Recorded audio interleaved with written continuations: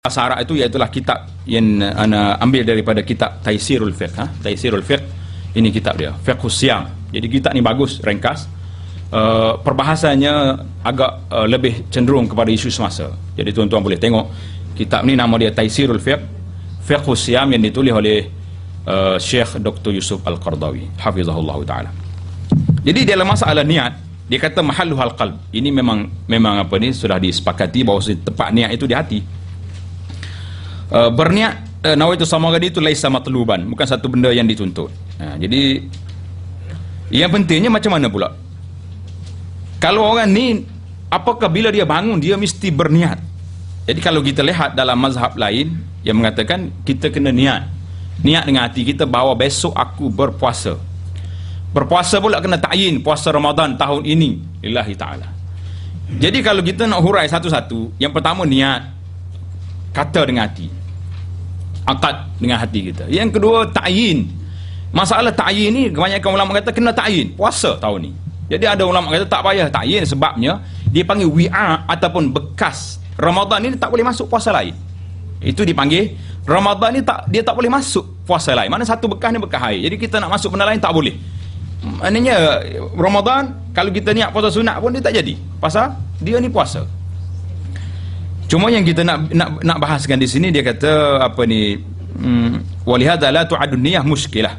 Jadi katanya niat ini bukan satu perkara yang muskilah, perkara yang menimbulkan masalah. Jadi ada sebahagian kertas ni sempat diterjemah, ada yang tidak terjemah.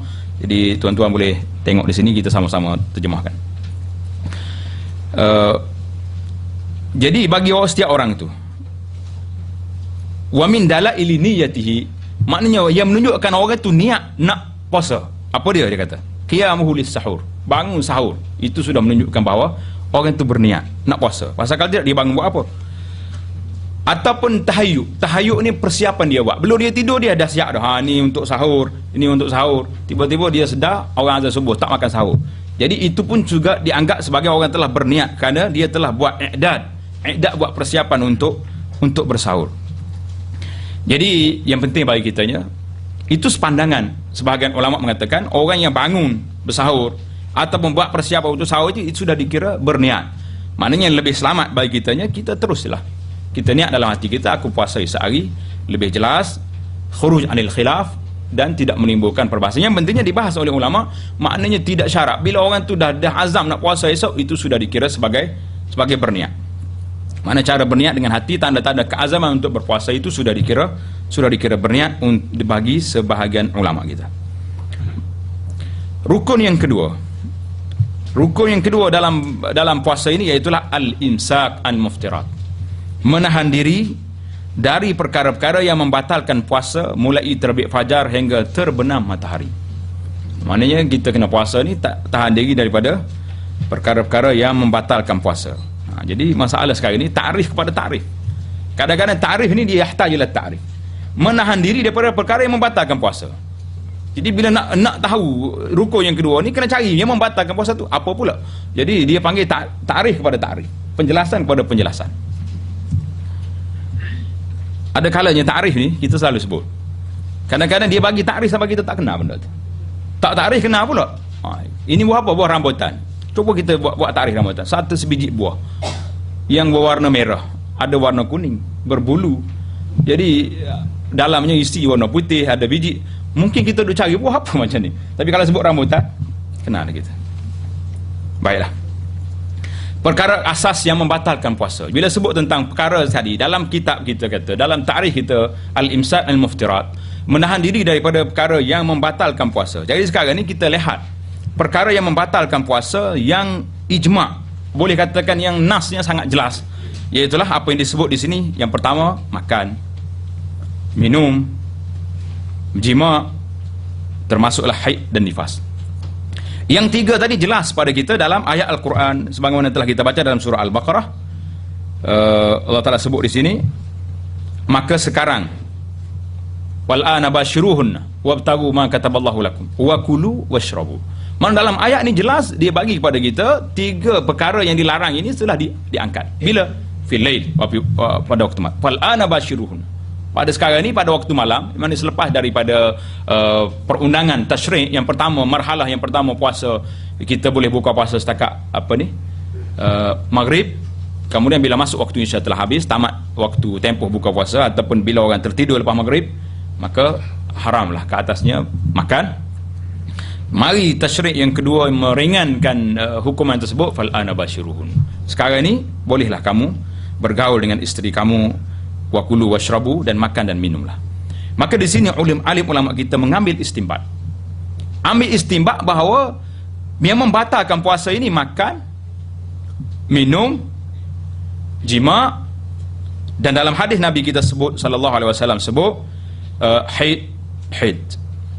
Bila orang tanya tentang perkara tersebut, Nabi kata, bukankah perempuan itu apabila mereka haid tidak bersalat dan tidak berpuasa? Bila dia tak salat tak puasa, maknanya tak bersolat kerana dia tak boleh puasa. Maka di sini jelas kepada kita 4 perkara ini perkara asas yang membatalkan puasa.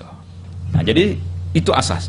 Jadi sekarang ni nak timbul masalah makan dan minum, timbul masalah pecahan-pecahan ni kepada jima, haid dan nifas itu mungkin tak timbul sangat kerana sangat jelas pada ini.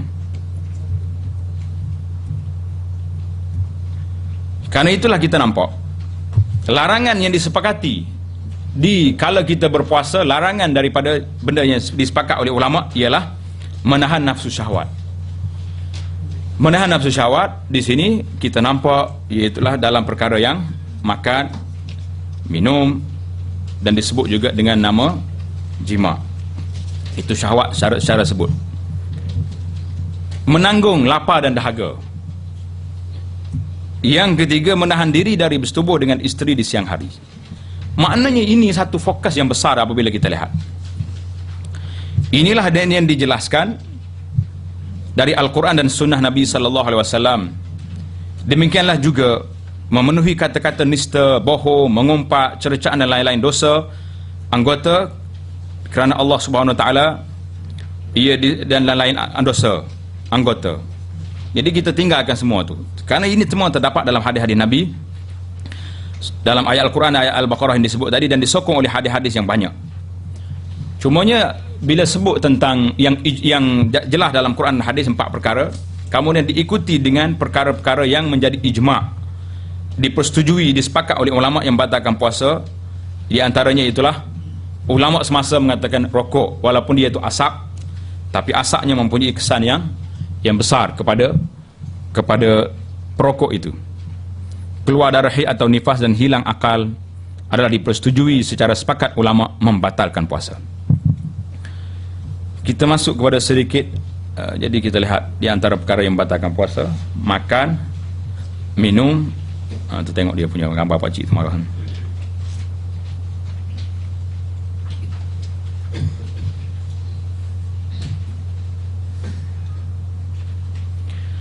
Jadi ada pun perkara-perkara yang tidak disepakati dan menjadi perbincangan ulama terlalu banyak, termasuklah isu-isu semasa yang akan kita bincangkan ini. Mana benda yang tak batal lagi tu, ada setengah ulama kata batal dan setengah lagi tidak batal.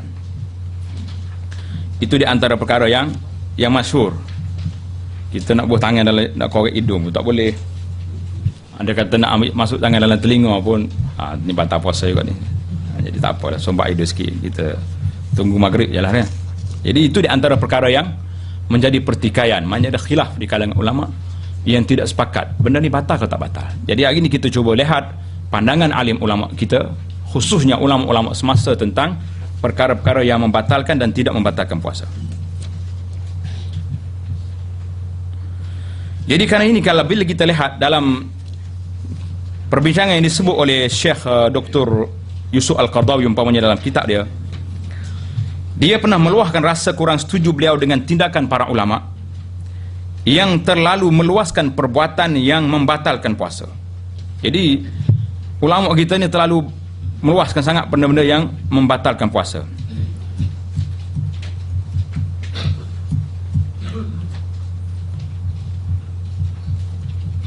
Itu pandangan Dr. Yusuf Qardawi.